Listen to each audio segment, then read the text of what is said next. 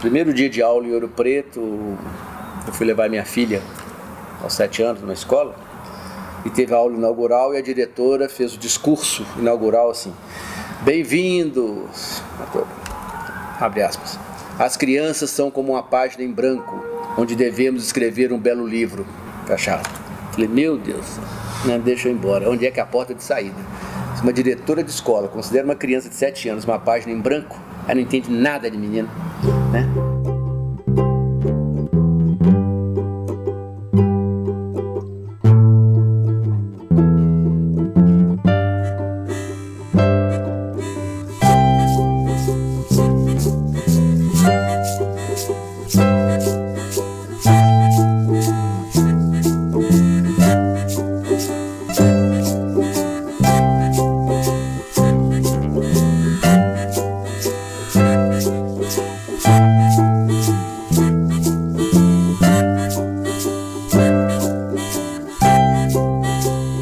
Será que é possível de criar essa escola, uma escola desse tipo, que seja uma escola alegre, prazerosa? Ou a escola tem que ser o serviço militar obrigatório aos 7 anos? Agora passou por 6. Né? O sistema educacional dominante no mundo não vende um produto que o cliente não quer receber e não pergunta a opinião do cliente se ele gostou. E o cliente é a criança. Então como é que se constata que a educação é um fracasso, não só no Brasil, mas em muitos lugares do mundo? Pela taxa de evasão. Né? Se for pegar a taxa de acesso, é muito boa no Brasil hoje, é quase universal. Mas a evasão beira 1/3 da entrada. Né? Ou seja, em algum momento a escola deixa de fazer sentido para o aluno. O médico do século XX entra numa sala de cirurgia do século XXI. Ele consegue operar? Ele não consegue operar. Ele mal consegue entender o que é que tem ali, onde é que está o paciente. Né? Se um professor do século XX ou XIX entra na sala de aula do século XXI, ele vai achar muito diferente? Não vai. Ele vai ver ali a lousa, o giz, as carteiras enfileiradas, a lista de chamada, tudo conforme era no século XIX. A única coisa com a qual ele não contava era com a cabeça dos alunos do século XXI. E é aí que mora o conflito. A sala de aula do século XXI não é mais aquele quadrado, é praticamente o planeta, porque com as novas tecnologias, o planeta é o espaço de aprendizado das pessoas. Historicamente, nós fomos um país onde se desenvolveu muitas ideias, mas que pouca coisa foi concretizado, né? A gente desenvolveu teorias, desenvolveu ideias, a academia é um local onde tem ideias interessantíssimas educacionais no Brasil, mas no fundo se praticou muito pouco, se construiu muito pouco em termos de prática educacional. Por que o educador não sai da mesa? Por que tem que ser ele o astro? Por que não o aluno, né? E fugir do sistema, mas isso tem que ser uma revolução educacional no Brasil, sabe? Os professores chega, isso não é o modelo mais, ele já está, idade média isso aí, né? Sentar um atrás da carteira do outro, olhando o pescoço, é prova no fim do mês, aquele conteúdo, nossa, tabela periódica, por exemplo, caraca, a troco de quê? O que os educadores dizem dentro das escolas? Do ensino fundamental ao médio, eles dizem assim: pequenininho, regra, grande, lição. Pequenininho, regra, grande, lição. Você consegue uma pessoa lidar com 15, 20, 30, que esse é o modelo industrial. É uma equação simples. É um educador vivendo todo o seu espaço de angústia, de desejo, de medo, de segurança, de vontade, de insegurança, sendo responsabilizado por uma instituição para realizar um espaço de aprendizagem com um grupo de 40 crianças. Como é que ele lida com isso? Essa coisa do currículo, a gente só se importar com a parte cognitiva, né? A gente sabe que o humano, ele tem várias outras dimensões, ele tem a questão emocional que, comanda pra caramba a vida da gente, né? Se a gente for parar pra pensar assim, quanto tempo que a gente gasta da vida, assim, lidando com as nossas emoções e com as consequências das nossas emoções. Você consegue gerenciar a sua raiva? O que você faz quando você está com raiva? O que você bate nas pessoas? A escola tem que lidar com esse tipo de coisa. Esse negócio de falar que você tem que sofrer para aprender, isso é coisa de Santo Agostinho. O problema lá da Idade Média dele. Né? Você pode aprender prazerosamente. Né? E se a escola quiser, ela pode ser um lugar alegre, prazeroso, bom, agradável. Será que um dia nós vamos conseguir criar uma escola tão boa, mas tão boa, tão alegre, tão prazerosa, que os alunos, os professores, os funcionários exijam aulas aos sábados, domingos e feriados? Esse é um desafio para nós e para todos nós. Né? Essa escola ainda não existe, né? Que eu saiba, não.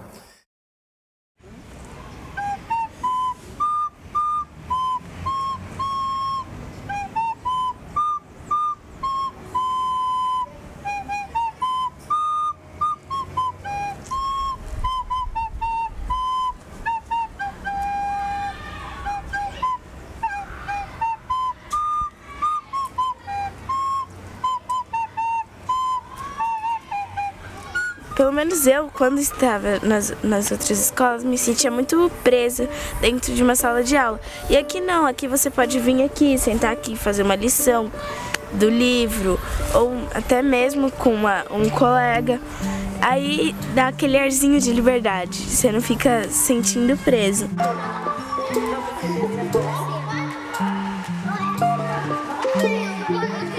Mas era muita lição, assim, a professora brigava muito e a gente ficava o dia inteiro em sala, o dia inteiro. Aí a gente queria que ele explicasse, né, mas não explicava. Aqui a gente pode pegar os livros e pode fazer a lição que a gente quiser. Se a gente tiver dúvida naquela lição que a gente quer fazer, a gente levanta a mão, o professor vem. Fala o que você precisa de ajuda. A gente fala, a gente precisa de ajuda na interpretação de texto, que eu não consigo escrever isso, não consigo entender aquilo, tal. Aí o professor vai lá e ele explica pra gente, ele não vai, pensa um pouco. Aí você fala, você pode estudar assim sozinha ou com alguém se você quiser. Aí, diferente das outras escolas que é obrigado a ficar dentro da sala e não pode sair só na hora do recreio, aqui não. Ontem eu escolhi ficar na sala de aula porque aquilo lá era um trabalho meu e eu estava terminando ele. E ele estava bem silencioso e adequado para mim pensar melhor no que eu ia fazer. A escola não pode se fechar, né? Ela precisa abrir, dialogar mais com outras instâncias, né?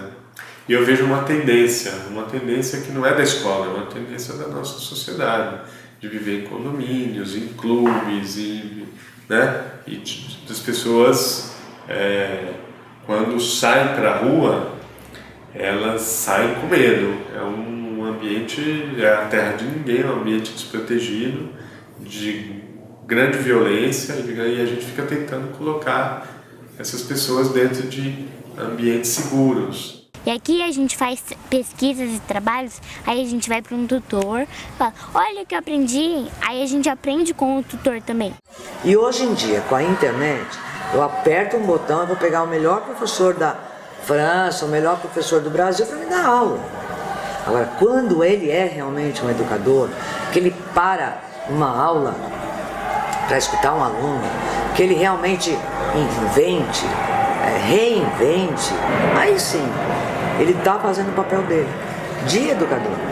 Porque educação não vai só em livro, né? Vai desde como escova dente, desde se está comendo, vê se está com dor, vê se enxerga. Tem tudo isso para ver antes de qualquer início de aula, né? É muito difícil para esse professor trabalhar. Para ele poder ser um educador, realmente ele tem que estar livre, ele tem que estar autônomo, ele tem que estar lendo livro, indo no teatro, no cinema. Cadê? Cadê grana? Cadê tempo? Eu cheguei aqui nessa escola, era uma escola exatamente, apesar de tudo isso, de ter essa comunidade, era uma escola exatamente igual a todas as outras escolas da rede, né? Mas, enfim, era uma escola cheia de grade, era uma escola toda cinza, E a gente foi meio que acabando com essas coisas. E eu me lembro que o dia que eu tirei a grade, eu fiquei com muito medo. Porque eu não passei pelo conselho de escola, eu simplesmente... Porque assim, eu ia no recreio e eu via aquelas crianças penduradas na grade, se balançando pra lá e pra cá. Tinha um sinal que era um sinal de fábrica, horroroso.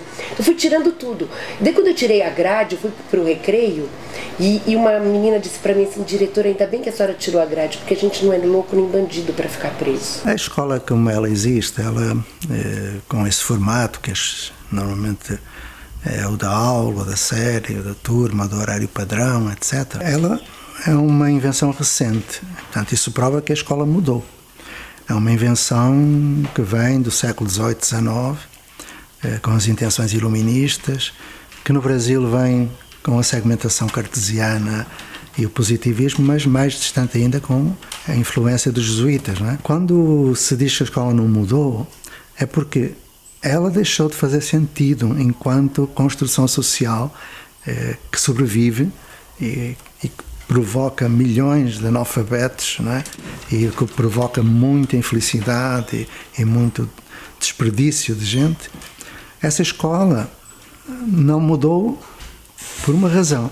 É que ela hoje não tem qualquer suporte nem de bom senso, quanto mais de ciência. Educação é muito mais do que acontece numa sala de aula. A educação é uma invenção humana para transmitir o humano, né? Uma forma de transmitir o humano entre as gerações. Então, a sala de aula é só um dispositivo para isso acontecer e nem sempre o melhor dispositivo.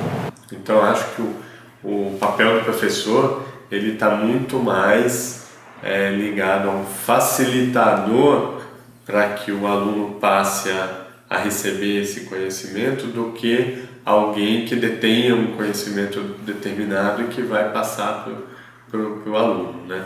Então a gente come um monte de coisa que a gente não sabe se faz bem ou não pra gente. Isso vai enfraquecendo o nosso corpo. Coca-Cola vai roendo os ossos. E sabia, Vitor? Tudo pode se tornar um vício, tudo pode ser droga, tudo que vira vício, que você come muito, essas coisas que você usa muito. Que nem consumismo é uma droga, sabia?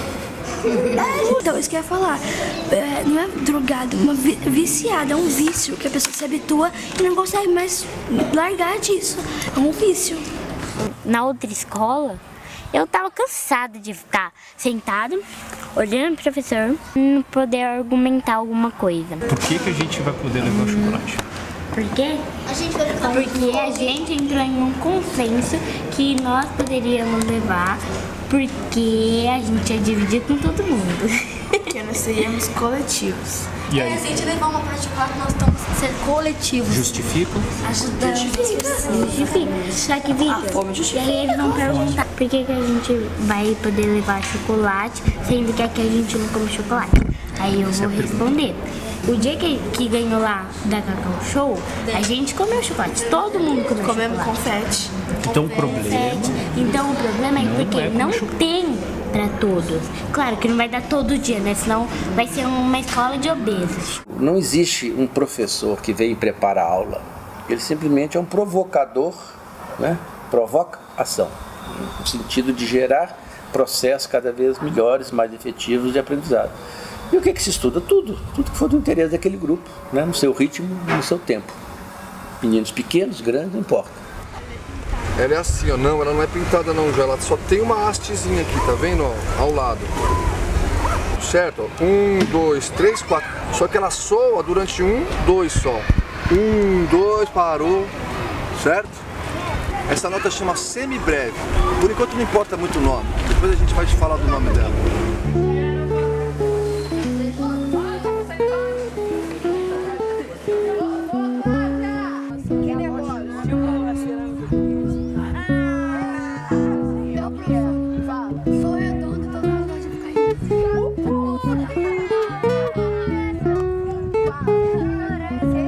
Assim, pra mim, mudou muito a forma de... Porque antigamente era, tipo, o professor no quadro explicando pra gente a matéria.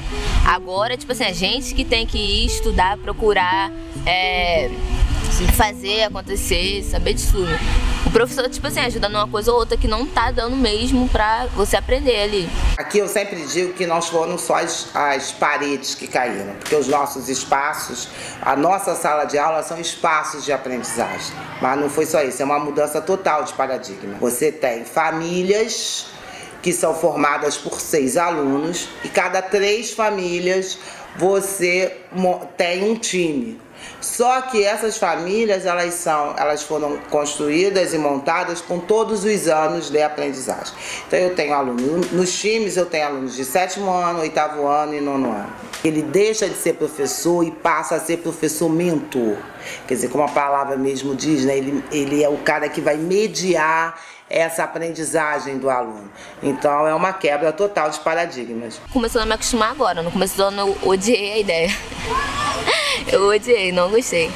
Porque eu pensei que eu não ia aprender nada. Tipo assim, qualquer coisa que eu não sabia, eu começava a chorar, cheio de raiva.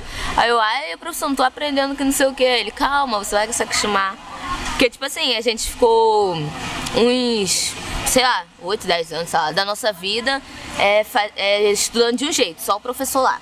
Aí do nada mudou. Aí tem que se acostumar aos poucos, eu acho isso. Porque ficar, sei lá, do nada, tô gostando. Não, eu vou me acostumando aos poucos, com certeza.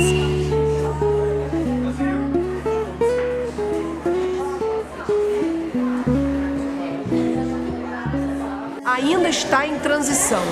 A criança pega tudo muito rápido. Para eles é impressionante a facilidade que eles têm de se adaptar às novidades. Eu acredito que os adultos, os professores, têm uma dificuldade um pouquinho maior. Mas o método é outro paradigma, é outra forma de olhar a relação ensino-aprendizagem. A gente precisa ajudar esse aluno a se transformar num novo estudante, que é um estudante que tem interesse, que quer aprender, que quer buscar o conhecimento, que quer ir além. Eu acho que a rede municipal, assim como toda a rede de educação tradicional, é muito professor, sala de aula, tarefa, copia, decora, faz prova. Esse não é o perfil do novo estudante. O novo estudante, ele recebe o conhecimento como um desafio e ele precisa buscar soluções para esse desafio. Achei legal, porque não vai ficar tipo assim, um aqui, outro aqui, não, vai ficar a gente do lado. Você pode conversar com a pessoa que está do seu lado para você tirar a sua dúvida. Entendeu? Aí vai ter um grupo, aí a gente pode discutir com o grupo, mas quando a gente estava em fileira, você tentava falar com a pessoa da frente, a pessoa da frente estava mais entretida no caderno do que em você. Aí tava lá, cueca, pô, deixa eu copiar em paz. A gente, em família, no começo mesmo, desse ano mesmo, era só 9º ano, aí só 7º ano.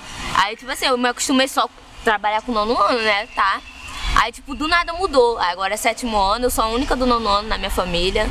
E 8º ano e 7º ano. Aí, tipo assim, algumas coisas que eles não sabem, a maioria das coisas eles perguntam pra mim, quase tudo, assim. Aí eu falei, caraca, professor, eu vou deixar de fazer meu trabalho pra ensinar pra eles. Aí o professor falou, você ensinando, você aprende 2 vezes mais. Aí, tipo assim, eu fui me acostumando com isso. Aí agora eu ajudo tudo que eles pedem.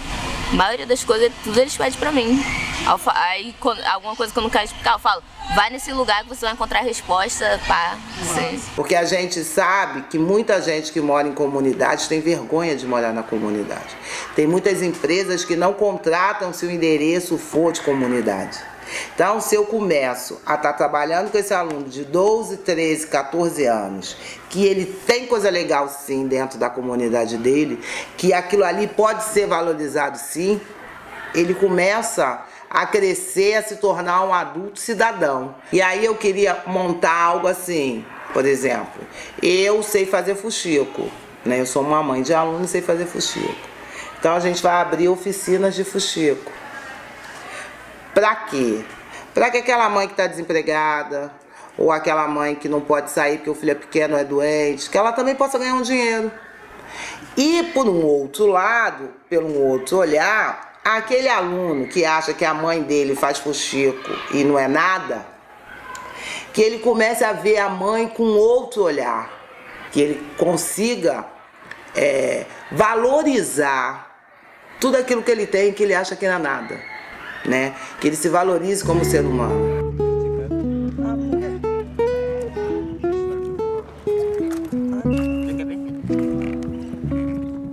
E o professor Antônio Carlos Gomes da Costa insistia que alguma hora a gente vai ter que ter uma pedagogia bossa nova, que ele chamava, né?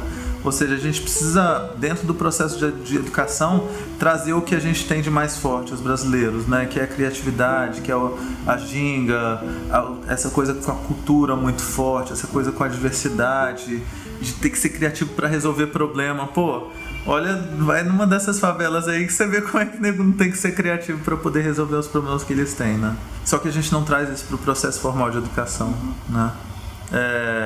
Então eu acho que basicamente a minha obsessão é essa, assim, como é que a gente consegue recriar um processo educacional que consiga se aliar com o que nós temos, nós brasileiros, como força da nossa cultura, que é uma pedagogia de alma brasileira, né?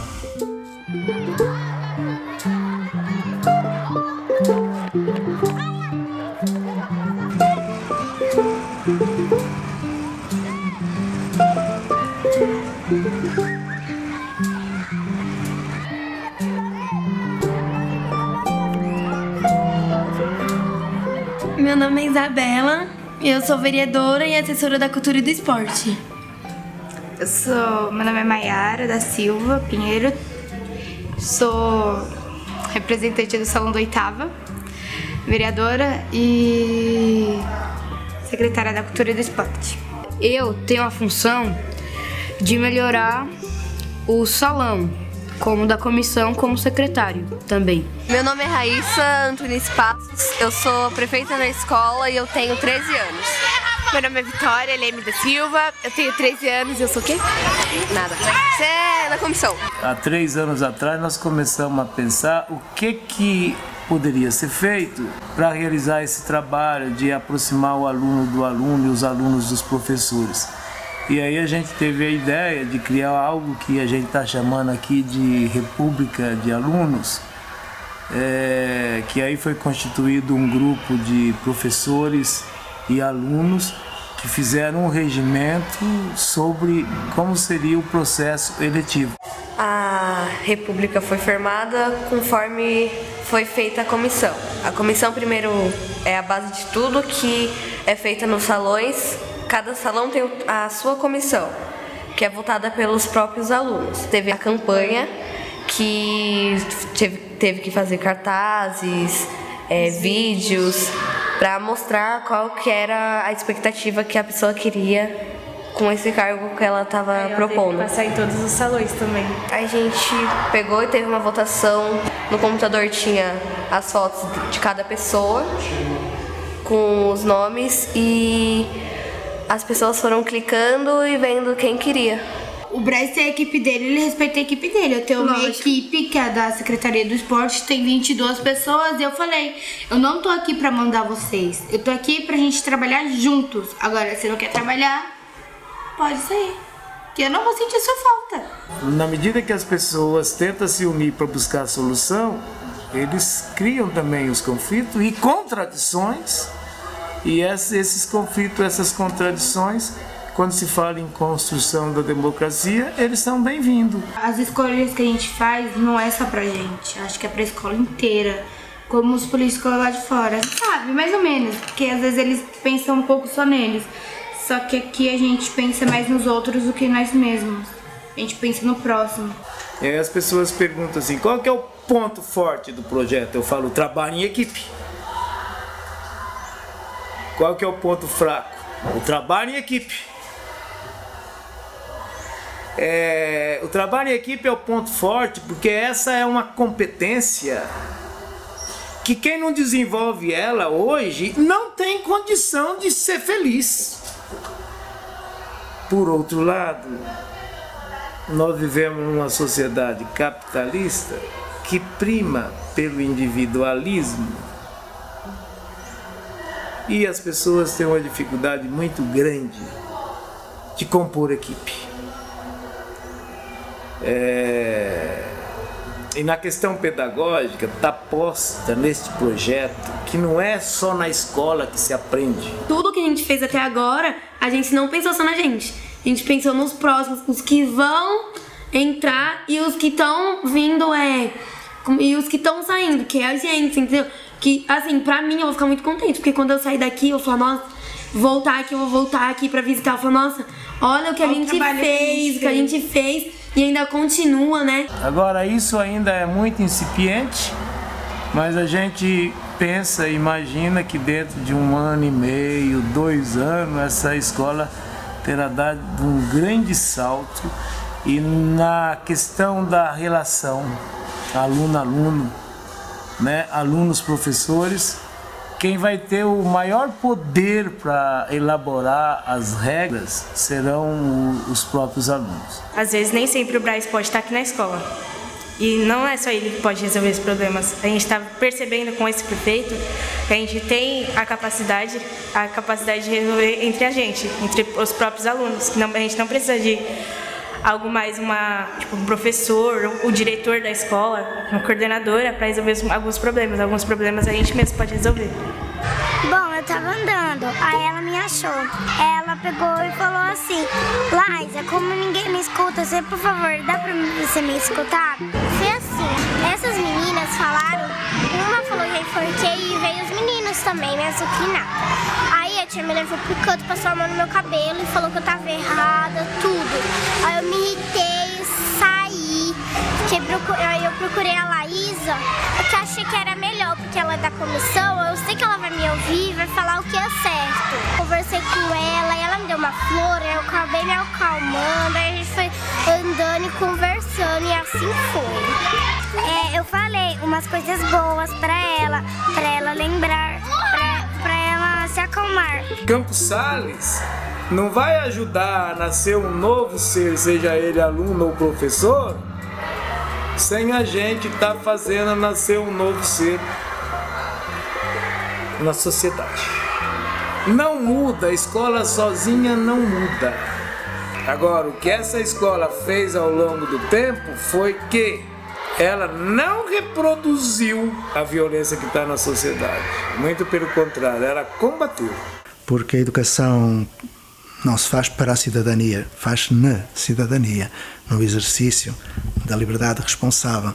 Perceber o que somos, onde estamos, para onde vamos, com o outro. Aí é que está a grande questão.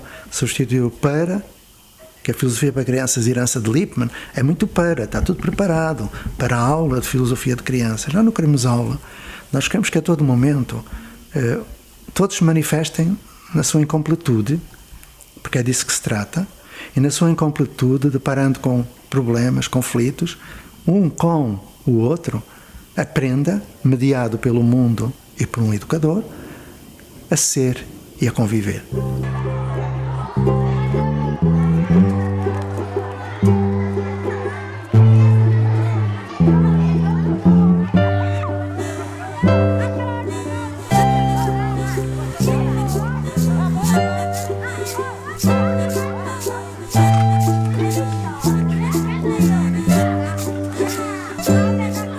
Você olha só para o lado vazio e você investe no lado vazio, a solução não transforma.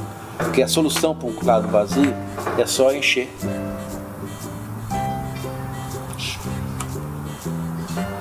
E aí isso não muda, porque esvazia de novo, vai embora. Então você continua fazendo mais do mesmo. E a gente, por que a gente não olha para cá? Porque aqui implica um outro instrumental, é um outro olhar, é outra mirada, é um outro exercício. Não é aprender a medir carência, é medir fortaleza. Não é medir DH, medir o IPDH, que é o Índice de Potencial de Desenvolvimento Humano, que existe nessa comunidade. Como é que a gente mede o potencial de desenvolvimento humano? Então nós tivemos que aprender a fazer isso. Então nós fizemos para nós, a PCD, o nosso IPDH, o que ele é? É a capacidade que as pessoas têm de acolhimento, acolher, de produzir ninhos para acolher o outro, para acolher as ideias do outro, para não perder nada. Polos sociais. Agora tudo que vai combinar. Chega e fala, diabo! chovendo. Tá aqui, ó. Tá chovendo, moleque. Eu vou Raulzinho. Não pode, Gustavo. Pode. Raulzinho vai deixar de vir. A maneira de trabalhar no CPCD, né, a metodologia de trabalhar no CPCD é muito diferente do que a gente vê nos outros lugares. Desde a hora da gente planejar atividade com as crianças, a gente faz o tempo todo pensando em valorizar a criança como pessoa, em fazer com que essa criança, colaborar com que essa criança caiba no mundo.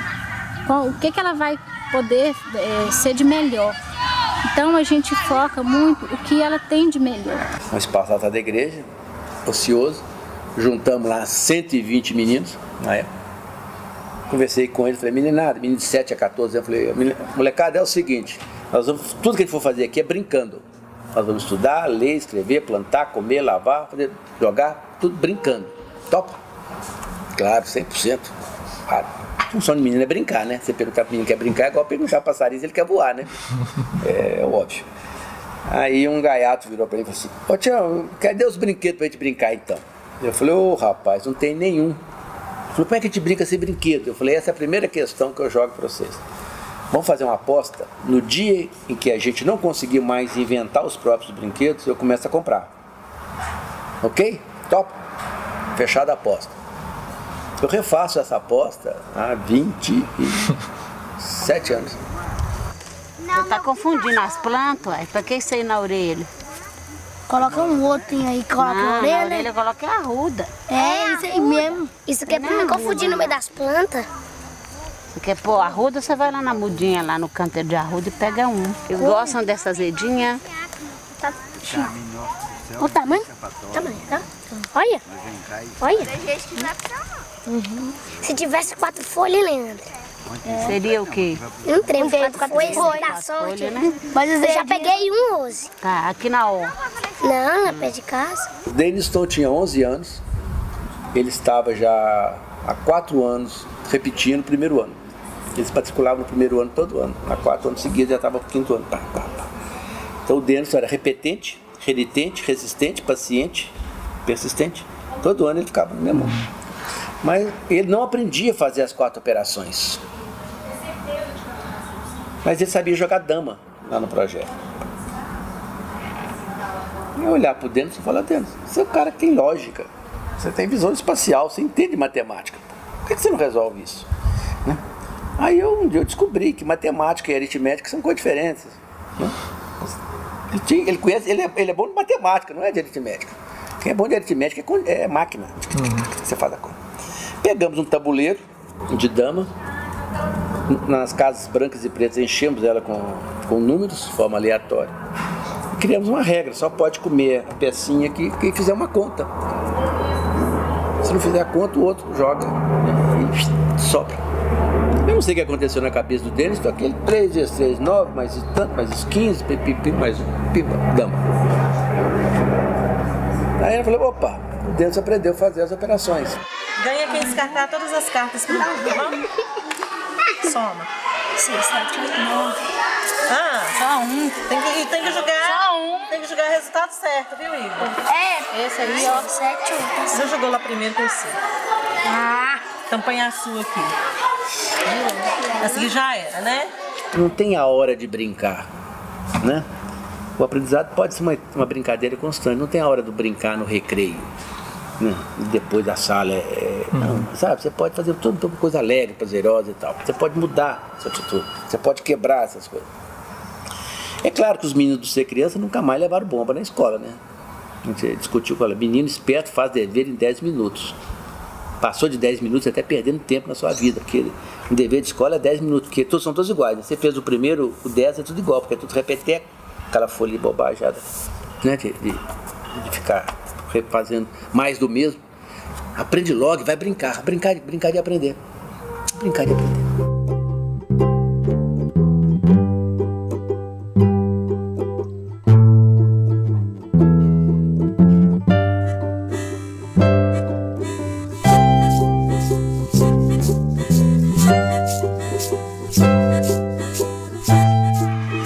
E o papel nosso de educador aqui é fazer essa aprendizagem ser significativa. Então, às vezes eu tenho uma criança aqui que ela não consegue, todo mundo tem limitações. Às vezes ela não consegue ir até onde o outro foi, mas até onde ela foi já é muito bom e é muito valorizado. Então, o papel nosso, de nós educadores aqui da instituição é esse, é de valorizar o máximo que a gente pode, é de ver o ponto luminoso e de fazer isso florescer cada vez mais. É acolher sempre e fazer essa troca, né? Conseguir fazer essa troca. Pra gente fazer essa troca, a gente não consegue sem o acolhimento. Quando a gente acolhe, a gente encanta e a gente fica encantado. E aí acontece a educação, aí acontece a aprendizagem. Lembrou, Matheus?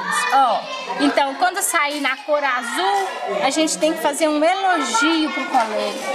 Quando sair no amarelo, a gente tem que cantar um pedaço de uma música daqui do projeto. Quando há uma relação entre um que acha que sabe, que é o professor, e um outro acha que não sabe, que é o aluno, essa não é uma relação de educação, é de ensinagem. Vai chuchar no outro, né? De desequilíbrio. Um que pensa, o outro não pensa. Um que acha que pode, o outro acha que não pode. Um que manda, o outro obedece. Quando essa relação não é uma relação educativa. Mas não importa se é escola, pode ser na vida, né? Do homem em relação à mulher, o pai em relação ao filho, o outro em relação... Quanto mais equilibrada, né, nós tivermos, essa possibilidade. Então aqui tem um exercício fundamental de compreensão de entendimento do outro, de aprender o outro e aprender tirar dele as coisas importantes, né, que nos fazem melhor.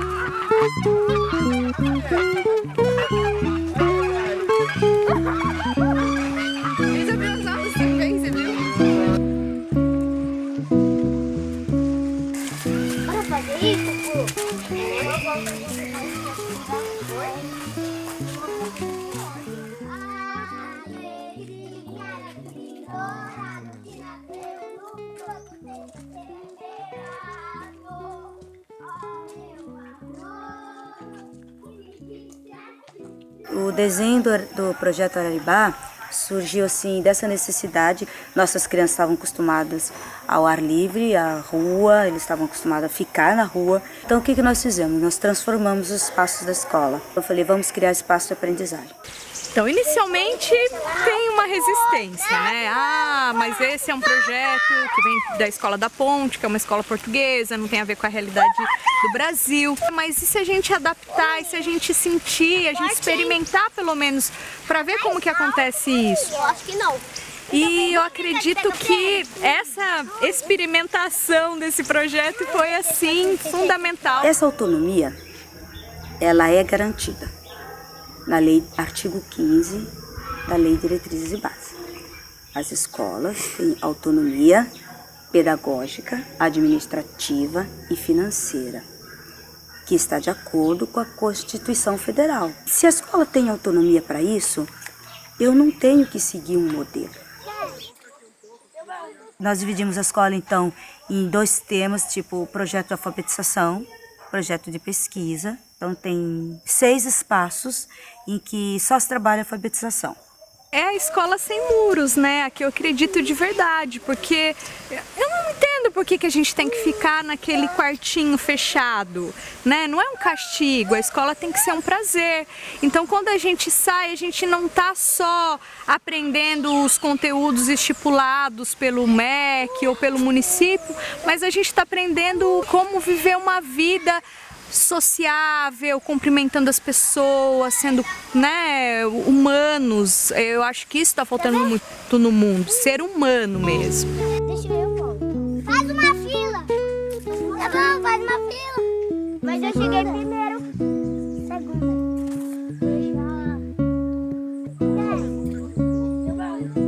Quando você começa a desafiar esses limites e buscar essa maturidade desse projeto, você acaba lidando muito com as suas coisas, né? Então essa é uma das partes mais difíceis mesmo, você se libertar, jogar fora coisas que você acreditava que foram muito importantes por muito tempo, mas que agora de repente já não tem tanta importância.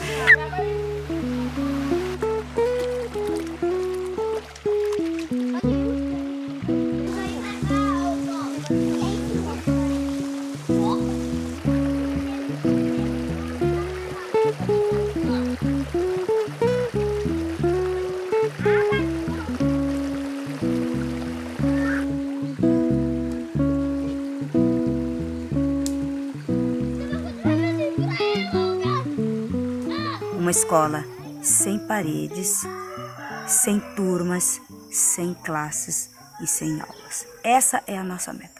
E quando eu falei assim um dia para os professores, e aí, professor, vai bater o sinal e a coisa vai acontecer. Como vocês se sentem? Eu percebi que o professor estava ansioso. Mas aí aconteceu uma coisa, bateu o sinal, as crianças entraram e foram para os seus espaços e deram um show de atuação, vamos nesse cenário. E a gente percebeu então que o muro era nosso. A criança tira isso de letra. A gente agir com a comunidade, com os poderes executivos, com prefeitos, com vereadores, com líderes de bairro, falar para resolver, igual o transporte no bairro. A gente está fazendo agora um projeto, nós fomos lá para outra escola, que a gente vai em tudo que for possível para a gente conseguir, porque aqui o ônibus é 2 em 2 horas. Conseguir em outros lugares é meia hora, aqui em Ubatuba. Então aqui a gente está muito atrasado. A gente vai ver se a gente consegue pôr mais ônibus. E aqui até a diretora está falando que aqui tem uma linha só de ônibus. Já no outro lugar tem 2. Por que só o professor tem que construir isso? Não.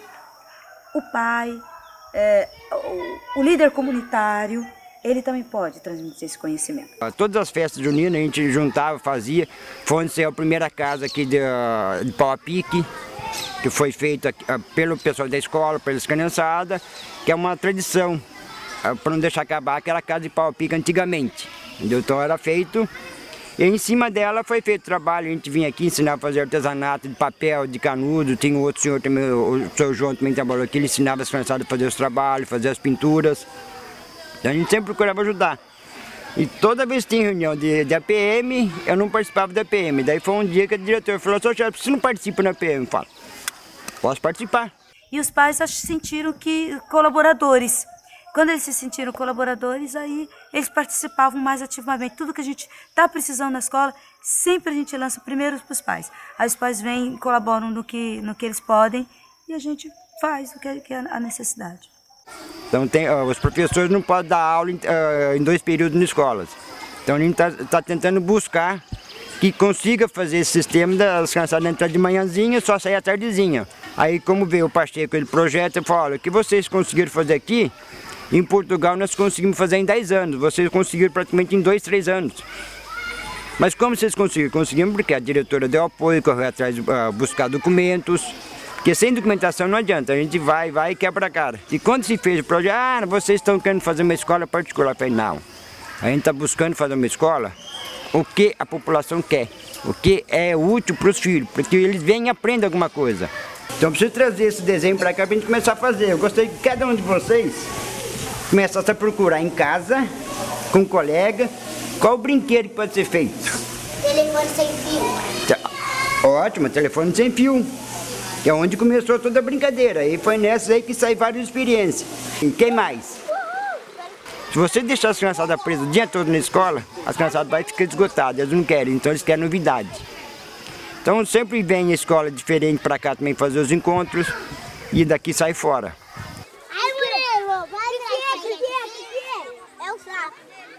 Primeiro eu tava tomando café, aí ele falou que tinha um sapo aqui, eu fui ver. Sai! Cadê ele? Cadê ele? Envia só um aí! Cadê ele? Antes eu já tava aqui no parque, aí daqui a pouco eu vi eles virando um banco, eu não sabia o que era, fui lá ver. Aí quando eu vi era um sapo, e todo mundo ficava correndo com medo do sapo. Vira com tudo! Que sabe o que é esse? É perereca. Aí eu achei e catei o sapo. Ele vai pegar na mão! Foi todo mundo ficava correndo com medo do sapo. Eu queria pegar aquele sapo, porque eu gosto muito de animais. Eu não tenho nojo desse. Tem que ter coragem pra pegar um sapo, hein? Eu tenho coragem. Até ele gruda, não sai mais nunca. Se você ficar para sempre na mão, ele não sai mais nunca. Ele vai pular.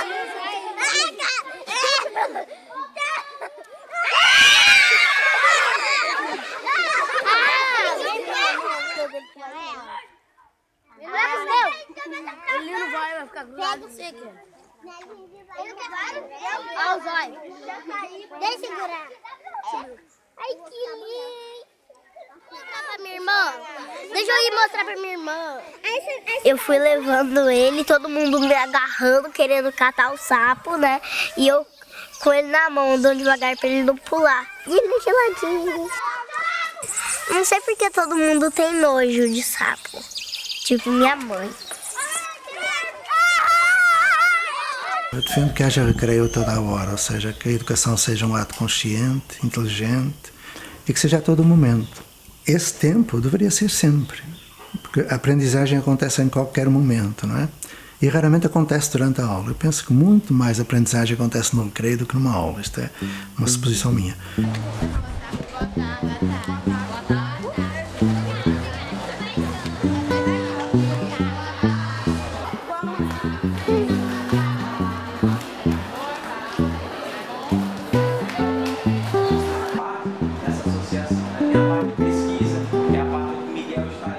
Nós começamos realmente com um projeto no contraturno da escola pública, mas a nossa ideia nunca foi complementar a escola pública ou sanar as deficiências da escola pública.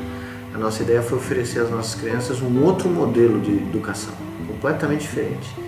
Um modelo onde elas têm voz, onde elas são protagonistas da própria educação, onde elas têm direito a expressar as coisas que elas gostam, que elas não gostam, ou modificar as coisas que elas não gostam, e onde elas aprendem fazendo. Elas não aprendem tendo que aceitar como válida a verdade que alguém emite para elas. Que a educação tradicional é uma educação extremamente passiva. Só teve coisa boa, para te falar a verdade, na chegada da gente. A gente foi muito bem aceito. Eu não me lembro de ter tido qualquer problema de aceitação. Pelo contrário, o pessoal queria muito da nossa atuação. Veja que em Natal, quando começou, tinha uma lista de 1.000 e tantos alunos e nós tínhamos 400 vagas na época. Agora nós temos 600, né? Então nós tivemos que sortear.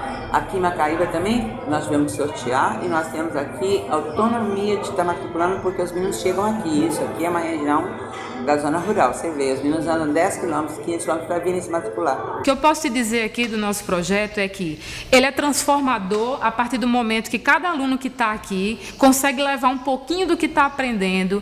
Se ele aprende a compartilhar o material que ele recebe, se ele aprende a ouvir o outro atentamente, a olhar o outro com um outro olhar, a aprender a dividir, a formar grupos, né? A falar, a ter voz e vez. A partir do momento que esses alunos levam consigo para suas comunidades, para as suas casas, esse aprendizado, eu acredito que tem mudança. Porque os meninos trazem as questões, os problemas que eles vivem, não é, na realidade deles, trazem os problemas que eles vivem nas famílias, trazem os problemas da realidade. E a nossa função, a nossa tarefa enquanto professores, não é a de estar buscando levá-los a descobrir soluções conjuntas para esses problemas. E os professores, todos que a gente contrata, também são professores da realidade daqui, local, que vivem o contexto, conhecem o contexto, que sabem das expressões culturais, das festas, das coisas, né, dos eventos. E assim, não tem sentido você não trabalhar simultaneamente com professores e com os alunos. Macaíba é uma cidade dormitório do Rio Grande do Norte. O entorno é cheio de fábricas. Seus pais saem para frequentar esses empregos, tem pedreira, você tem assentamentos. Então, os alunos que estão aqui com a gente, eles também trazem esses ensinamentos para aqui, para dentro, né? Hoje eu conheço coisas a respeito da comunidade de Macaíba que eu jamais teria como conhecer se eu não estivesse aqui junto com eles. Então, o aprendizado é coletivo. Primeiro, tem direito à voz. Aqui nós temos assembleias que nós podemos discutir problemas, não são problemas, discutir as normas da escola, o que nós fazemos aqui. Primeiro, dá direito à voz ao aluno. Segundo, a interação com professores. O intervalo é Nós temos intervalo com os professores conversam com a gente como se fossem alunos também. E outra, nas salas, alunos de 9º, 6º, 7º, são idades diferentes. Todo mundo junto, isso é bom.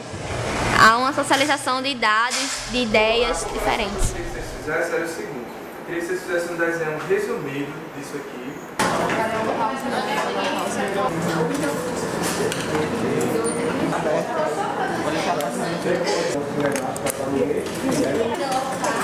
A minha formação como professora começou aqui mesmo, assim. Eu acho que a teoria é muito importante, lógico, né? Mas a teoria, você vai para uma sala de aula, assim, tem contato com os alunos, é totalmente diferente. Então foram eles que me formaram, que me fizeram professora. Eu só sou professora por conta deles. Por exemplo, veio um professor falar sobre política. Nós vimos um jornal, um assunto, nós trazemos para a aula. Aquilo ali já impulsiona outros alunos a conversarem, a debaterem. Eu acho isso bom, não acho que o professor perderia o poder. E sim, ele ajudaria na sua aula. Porque se ele der o poder de fala ao aluno, a um aluno, quem sabe, outros irão se mobilizar e assim vai gerar essa roda contínua. Os alunos vão querer se interessar mais por aquela aula, porque ele vai ver que ali ele tem um poder de fala, ele vai poder estar passando o seu ponto de vista. Isso é bom. Quebra, né? Então, eu não sou mais a professora, eu sou a professora.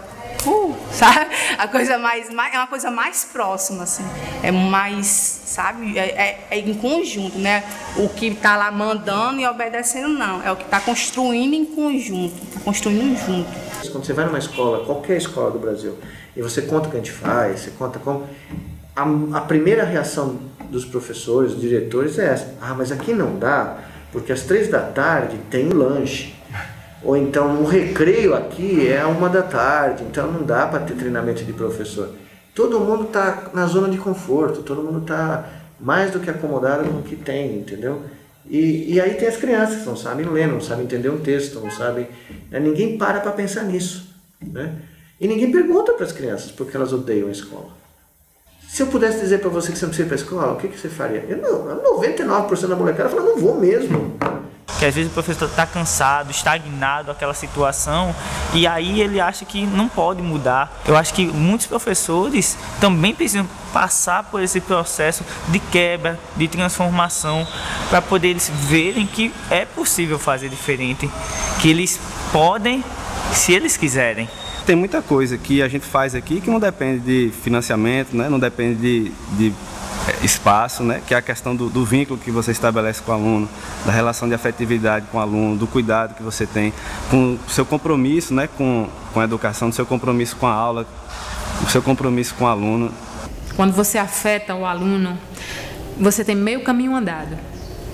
Então, não dá só para a gente ficar na fala. Eu acho que é possível mudar a legislação, as estaduais, as municipais. É preciso que quem faz a gestão das escolas pense que a possibilidade de ampliar horários, diminuir a quantidade de disciplinas num dia e aumentar o tempo é ganho. Eu acho que a transformação social só se dá nos cantos que a gente vive. Você não transforma a sociedade, não é a 2 metros de altura, como dizia o Bispo do Rosário. Você transforma aqui agora. Nós estamos juntos, transformando alguma coisa nesse momento aqui agora mesmo. Então, a gente transforma nos grupos que a gente integra. E educação é integrar grupos, principalmente. Ninguém aprende sozinho. Essa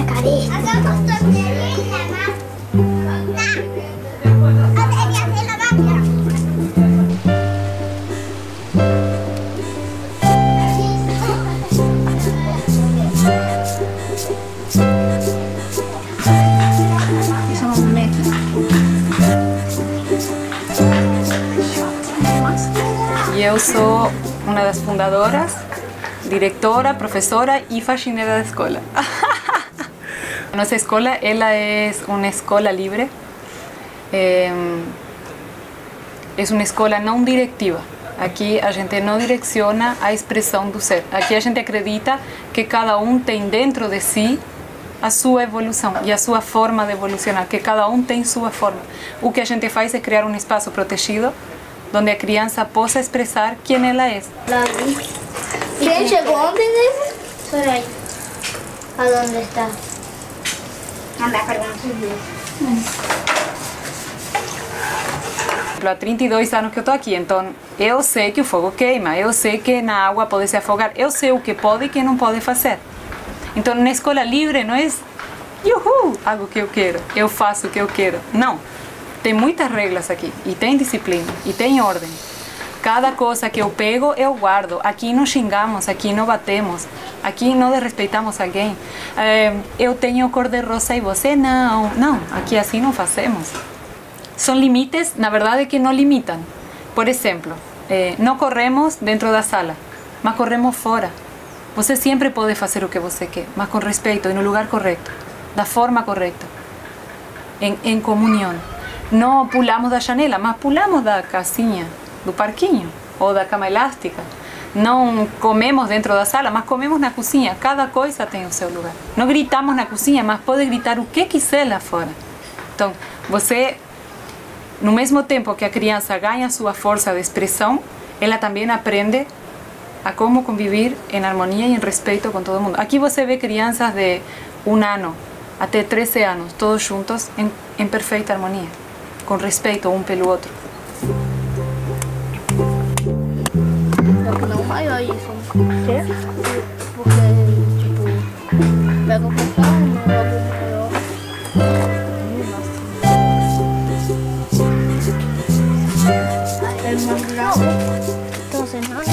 Liberdade não existe sem o autogoverno. É muito fácil falar, a criança tem liberdade, mas existem regras impostas ou até punições, né, na época impostas. Então você pode escolher o que você faz o dia inteiro, mas se você quebra o vidro, eu vou dizer que isso que acontece, que essa é a punição. Com o tempo foram surgindo outras escolas e acho que as escolas que se chamam democrática hoje, cada uma é de um jeito muito peculiar e muito seu. Summerhill funciona de um jeito e funciona como internato, outra escola funciona de outro jeito, tem escolas que os pais participam das assembleias. Mais do que escola democrática, mais do que escola livre, é uma comunidade que tem um número grande de crianças e alguns adultos juntos. Então eles se resolvem lá e têm a maturidade, ou se pede uma maturidade, ou convida-se para que eles aprendam uma maturidade de se resolver. Um julgamento ou um olhar de um adulto, ele pode apagar a expressão de 40 crianças em 1 segundo, ou mais. Só um olhar que tem julgamento por trás, ou que tem um qualificativo, ou que tem uma expectativa por trás, ele apaga a expressão de uma criança. Porque a energia das crianças, a expressão delas, ela é muito forte. Você vê uma criança de 2 anos, a expressão dela é muito forte e não está nem aí para nada, ela está expressando. Mas quando elas começam a crescer, a energia da expressão das crianças, ela está tão embaixo e tão julgada pelos adultos que ela já não tem força. O lobo não consegue matar eu nem o urso mal. Quando eu ganhei, ele é muito gigante, as pernas dele são longas. E eu posso pegar uma pistola de fogo e psquá. Só que não é. Que? Lá na Catarina, ele é bem gigante. Ele é muito alto. E tem um buraco bem gigante. As nossas crianças, elas sabem pensar. Elas sabem pensar por si. Elas não precisam a forma que alguém ensinou. Elas têm cada uma a sua forma. Então, para fazer uma conta, imagina uma soma ou uma divisão, cada um tem sua forma de fazer. Essa forma própria de cada um. Entender a criança como outro ser humano, que já é.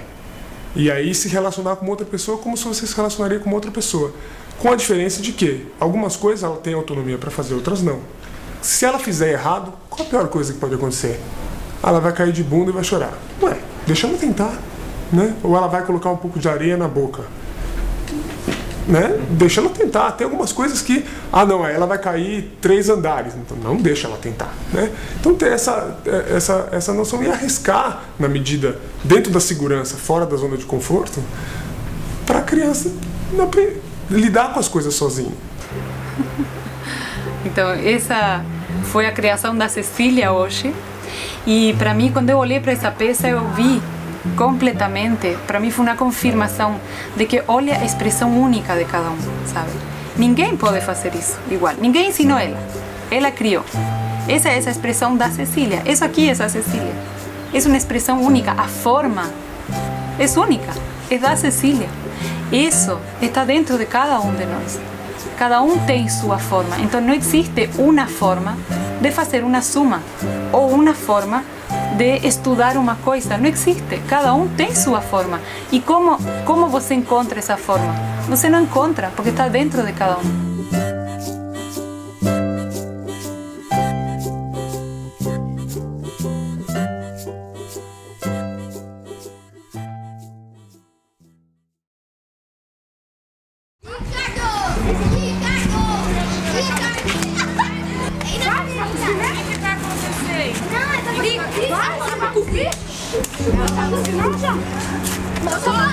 Eu só devia ter as mãos.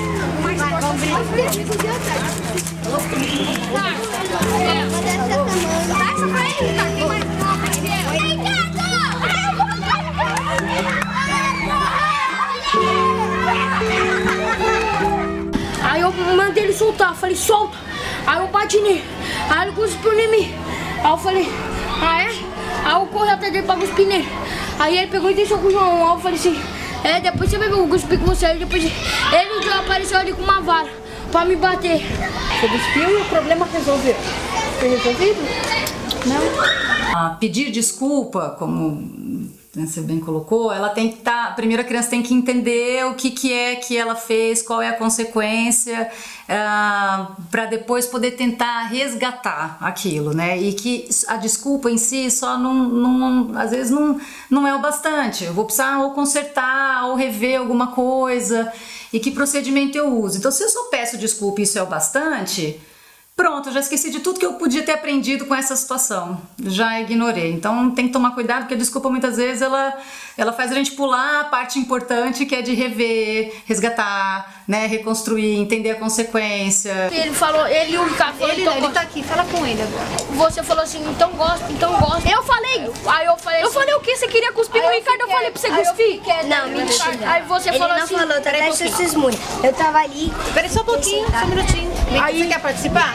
Então vem aqui e a gente vai combinar uma vez de falar. E a gente vai falar com o outro, não do outro, tá bom? A questão tempo é um problema, porque as escolas, as professoras têm lá tudo que elas têm que oferecer, têm que ensinar, é um monte de coisa, é uma correria.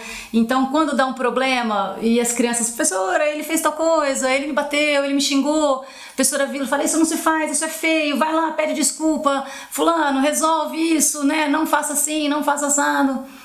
É rapidinho para ela fazer essa intervenção, à distância, mas a chance disso acontecer muitas vezes depois é enorme.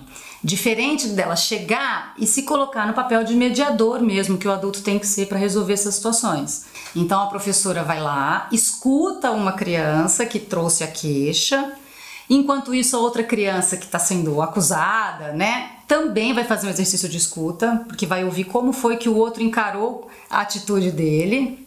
Depois que um falou, o outro fala, e depois que os dois falaram o que aconteceu e aumentou já um pouquinho a consciência, porque às vezes um viu a situação de um jeito totalmente diferente do outro, né?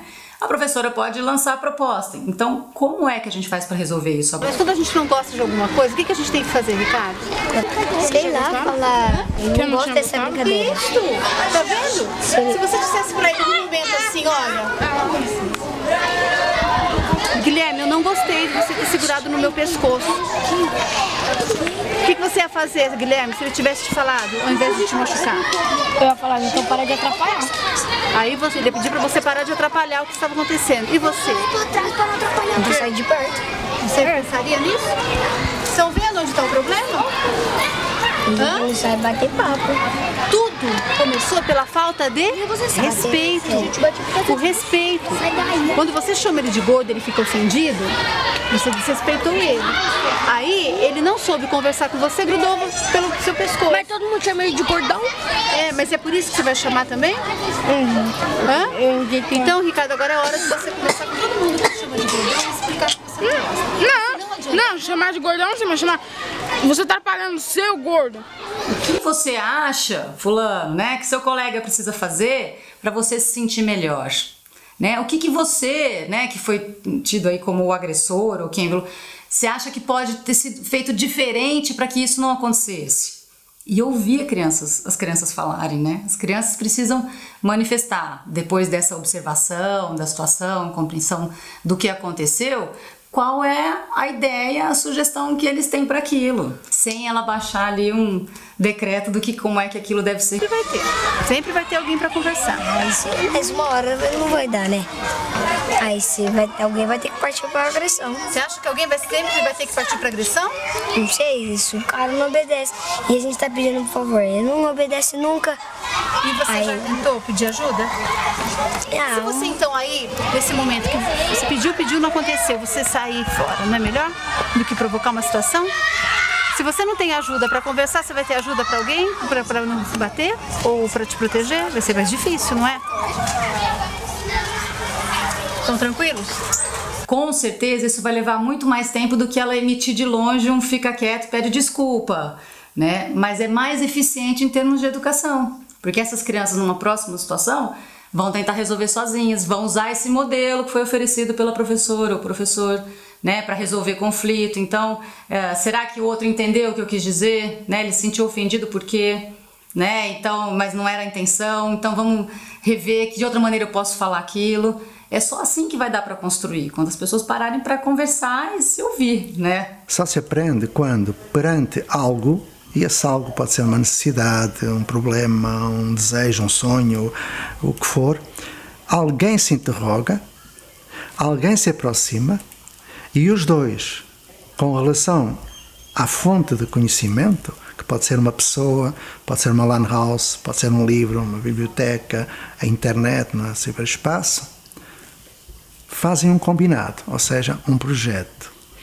E quando isso acontece, a aprendizagem deixa de estar centrada no tradicional aprendente, que é o aluno, e deixa de estar centrada no tradicional ensinante, que é o professor, o currículo, para estar centrada na relação.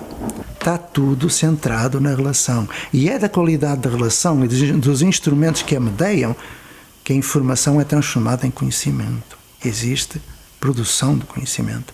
É na relação. Eu vou entendê-lo e vou procurar o consenso. Portanto, aqui não há espaço de democracia representativa. Há o espaço de direto. Eu e tu e eu. E no meio, na relação, está a resposta.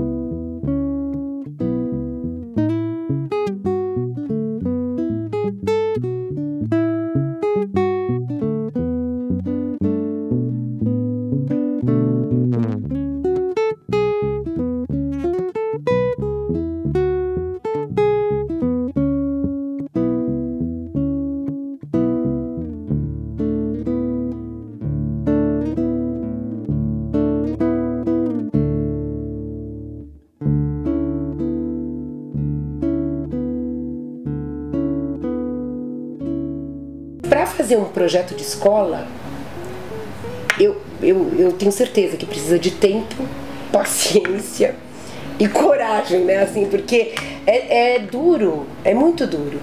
No começo eu assim pergunto, mas todo mundo gosta do projeto? Óbvio que não. Tem muitos pais que são muito contra. Então a gente tem que fazer também um trabalho com a comunidade. Tem crianças que saem da escola por causa do projeto? Tem. Mas tem crianças que também entram na escola por causa do projeto. Se vocês estão levando seus filhos para uma escola que não faz bem para vocês, que não faz bem para os seus filhos, então mudem. Não esperem alguém mudar, porque ninguém vai mudar pela gente. Somos nós que temos que mudar. E essas crianças que estão aqui inocentes, com aquele olhão brilhante, elas confiam 100% na gente. Elas confiam que a gente cria um espaço verdadeiro para elas. Então, se a gente está levando elas para uma escola ou está dando uma educação que nem a gente acredita, que a gente sabe que não é legal e não mudamos, estamos à espera de alguém mudar por nós, então nunca vai mudar. Eu acredito tanto nesse modelo e é o que realmente eu quero pro Miguel, sabe? Hoje, assim, se eu... Amarela, lá, no lado. Espera um pouquinho. Não, vamos lá no rio.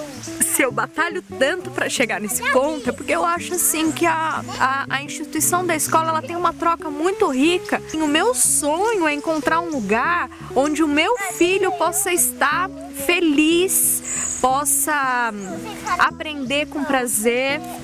E se eu tô agora com 9 meses, prestes a ganhar neném, nessa escola ainda trabalhando, é porque realmente eu acredito que o rumo é esse. Uma pergunta que muitos fazem assim é o seguinte: bom, eles estudam aqui desta forma, aí depois eles vão embora, e como é que vai ser na outra escola? E nós não temos nenhuma preocupação com isso. Nós temos preocupação se a gente está avançando na vivência dos princípios do projeto ou não.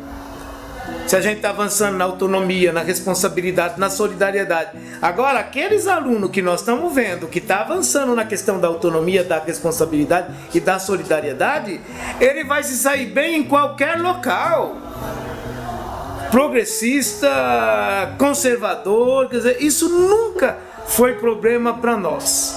Eu acho que de um lado é preciso de uma militância e de outro lado é preciso da sociedade entender que educação é uma coisa que precisa ser discutida, né? Educação é alguma coisa que precisa ser pensada, educação é alguma coisa que precisa ser refletida, e que nós precisamos sair um pouco do reducionismo de pensar apenas um foco da educação do vestibular ou um foco da educação para mercado de trabalho, que educar é alguma coisa muito maior do que isso, que vai além disso.